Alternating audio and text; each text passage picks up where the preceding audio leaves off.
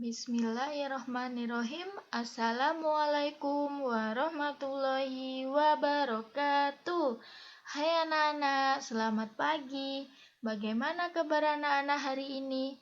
Semoga selalu dalam keadaan sehat ya. Ya, hari ini adalah hari pertama anak-anak belajar di kelas 3. Nah, karena hari ini hari pertama, anak-anak harus semangat dalam belajarnya ya. Nah, hari ini kita akan belajar tema 1 tentang pertumbuhan dan perkembangan makhluk hidup, subtema 1 tentang ciri-ciri makhluk hidup, dan pembelajarannya adalah pembelajaran 1. Nah, sebelum memulai pembelajaran hari ini, anak-anak silahkan berdoa terlebih dahulu ya, agar nanti dimudahkan dalam memahami materinya dan mengerjakan penugasannya. Nah, anak-anak silahkan cermati video dari Bu Guru ini dengan baik ya. Ya, hari ini kita akan belajar tentang makhluk hidup dan sekitarnya. Nah, jadi apa itu makhluk hidup? Nah, makhluk hidup itu merupakan makhluk ciptaan Allah atau ciptaan Tuhan yang Maha Esa. Nah, jadi semua ciptaan Allah yang hidup itu dinamakan dengan makhluk hidup. Nah, makhluk hidup itu ada di sekitar kita. Ada banyak makhluk hidup di sekitar kita. Nah, di sini makhluk hidup adalah manusia, hewan, dan tumbuhan. Nah, jadi makhluk hidup itu adalah semua makhluk yang bernyawa, yang memiliki nyawa. Nah, jadi manusia, hewan, dan tumbuhan itu merupakan makhluk hidup.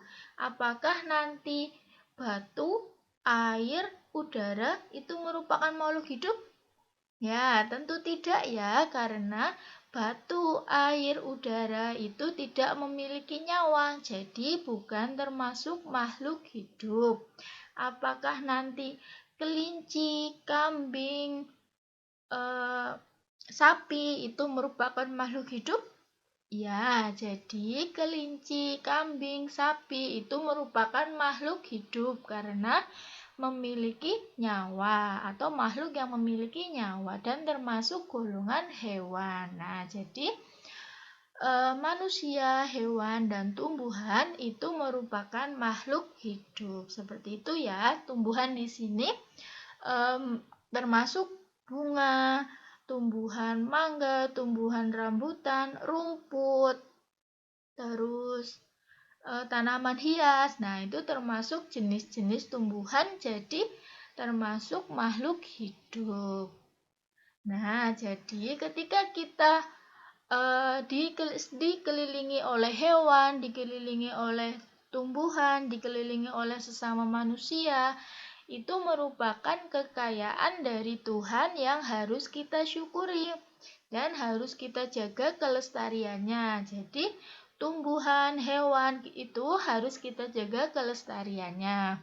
Nah, jadi dari perbedaan antara makhluk hidup dan makhluk tidak hidup tadi, di sini Bu Guru kelompokkan makhluk hidup itu memiliki ciri-ciri yang sama. Jadi, hewan, manusia, dan tumbuhan itu memiliki ciri-ciri yang sama, yaitu apa saja? Nah, yang pertama adalah bergerak. Nah, jadi manusia, hewan, dan tumbuhan itu melakukan gerak ya atau bergerak ya. Manusia itu menggunakan kaki untuk bergerak. Sedangkan hewan itu ada yang menggunakan kaki, ada yang menggunakan sayap, ada yang menggunakan sirip ya seperti ikan untuk bergerak. Untuk ciri yang selanjutnya adalah bernapas. Nah, untuk ciri bernafas ini setiap makhluk hidup itu pasti melakukan bernafas ya. Ketika makhluk hidup itu tidak bernafas, maka akan mati. Seperti manusia. Jika manusia itu tidak bernafas, maka manusia itu akan meninggal ya, anak-anak ya. Nah, untuk ciri yang selanjutnya adalah berkembang biak. Berkembang biak ini maksudnya menghasilkan keturunan. Nah, jadi misalnya Bu Guru punya ayam. Bu Guru punya ayam yang sedang bertelur. Nah, berarti ayam itu sedang berkembang biak atau sedang menghasilkan keturunan yang berupa anak ayam. Yang selanjutnya tumbuh. Nah, tumbuh ini berarti perubahan dari kecil ke besar, seperti anak-anak. Ketika anak-anak itu masih bayi, anak-anak belum bisa berjalan. Sekarang anak-anak sudah bisa berjalan dan berlari. Anak-anak juga semakin tinggi. Nah, itu yang dimaksud dengan tumbuh. Seperti halnya dengan hewan, manusia juga semakin tumbuh dan membesar. Seperti itu ya. Yang selanjutnya membutuhkan makan dan minum. Nah, semua makhluk hidup itu membutuhkan makan dan minum. Manusia jelas ya membutuhkan makan dan minum. Hewan juga membutuhkan makan dan minum. Nah, apakah tumbuhan itu membutuhkan makan dan minum? Ya, tentu tumbuhan itu membutuhkan makan dan minum. Makan dan minum tumbuhan itu didapatkan dari apa, anak-anak? Dari air. Nah, jadi ketika kita punya bunga, ketika kita punya tumbuhan hias atau tanaman hias, harus kita rawat dengan baik, harus kita siram dengan baik agar tumbuhan itu mendapatkan makan dan minum yang cukup. Nah, yang selanjutnya, peka terhadap rangsang. Ini maksudnya ketika ada misalnya putri malu. Nah, putri malu itu termasuk tumbuhan yang peka terhadap rangsang. Anak-anak pernah ya bermain putri malu. Jadi, tumbuhan putri malu itu akan peka atau dia akan mingkup istilahnya ya ketika kita sentuh. Nah, itu termasuk peka terhadap rangsang. Nah, yang selanjutnya di sini, nah untuk lebih rincinya kita akan belajar tentang ciri yang pertama yaitu bergerak. Nah, makhluk hidup itu dapat bergerak ya. Tadi makhluk hidup itu ada 3, apa saja anak-anak? Ya, ada manusia, tumbuhan, dan hewan ya. Nah, semua makhluk hidup atau manusia, hewan, tumbuhan itu dapat bergerak. Nah, seperti yang kita tahu, manusia dan hewan dapat bergerak bebas atau berpindah tempat. Nah, untuk bergerak, manusia dan hewan memerlukan sarana bantu untuk bergerak yang disebut alat gerak. Nah, jadi alat gerak ini merupakan sarana bantu untuk bergerak ya, yang ada di manusia dan hewan. Nah, alat gerak manusia itu berupa kaki ya, kaki anak-anak. Nah, itu kan untuk bergerak ya. Misalnya untuk berlari, berjalan, seperti itu, melompat. Nah, itu merupakan alat gerak dari manusia. Yang selanjutnya, alat gerak hewan itu dapat berupa sirip untuk berenang dan sayap untuk terbang, serta ada juga kaki untuk berjalan atau berlari. Nah, alat gerak sirip itu dimiliki oleh apa ya anak-anak ya? Oleh ikan ya.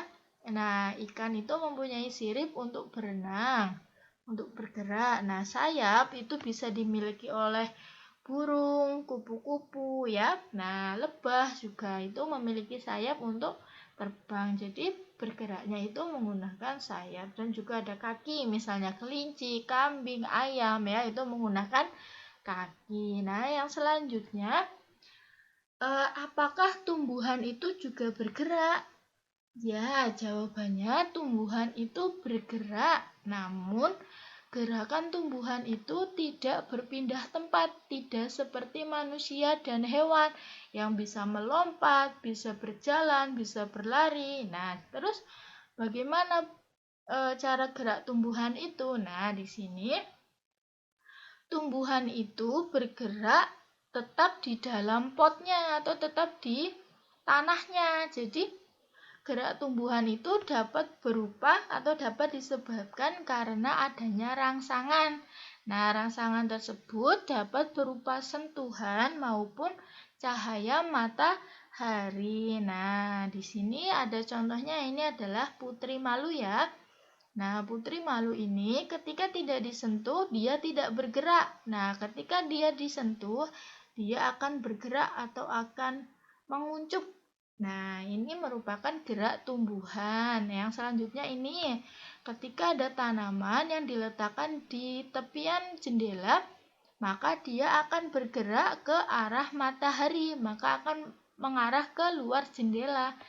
Tumbuhan itu akan mencari matahari, maka tubuhnya ini atau batangnya ini akan bengkok ke arah matahari. Nah, ini merupakan gerak tumbuhan ya. Jadi tumbuhan berbeda dengan manusia dan hewan. Tumbuhan itu bergeraknya tidak melompat, tidak berlari, tidak berjalan, tetapi hanya diam di tempat dan melakukan gerakan misalnya menguncupkan daun ataupun melengkungkan batang seperti itu. Nah, itu tadi materi dari Bu Guru ya. Selanjutnya, sebagai tugas anak-anak hari ini, silahkan anak-anak kerjakan 3 soal ini ya. Nah, setelah tadi anak-anak mempelajari ciri makhluk hidup yang dapat bergerak, anak-anak jawab 3 pertanyaan ini. Yang pertama, sebutkan 3 jenis makhluk hidup. Nah, tadi sudah Bu Guru jelaskan, nanti dijawab ya. Nomor 2, apa yang dimaksud dengan alat gerak? Nah, itu tadi juga sudah Bu Guru jelaskan. Nomor 3, sebutkan 2 contoh alat gerak yang ada pada hewan.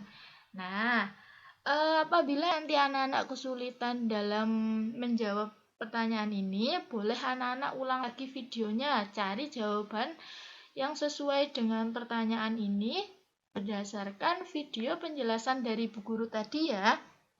Nah, silahkan anak-anak kerjakan tugas ini di buku tugas anak-anak ya. Tulis dengan rapi, tulis dengan rajin agar nanti Bu Guru bisa dengan mudah menilainya ya. Nah, Bu Guru akhiri dulu untuk hari ini. Semangat belajar anak-anak. Jangan lupa berdoa terlebih dahulu. Bu Guru mohon maaf apabila ada kesalahan dalam penyampaian materi. Bu Guru akhiri ya. Wassalamualaikum warahmatullahi wabarakatuh.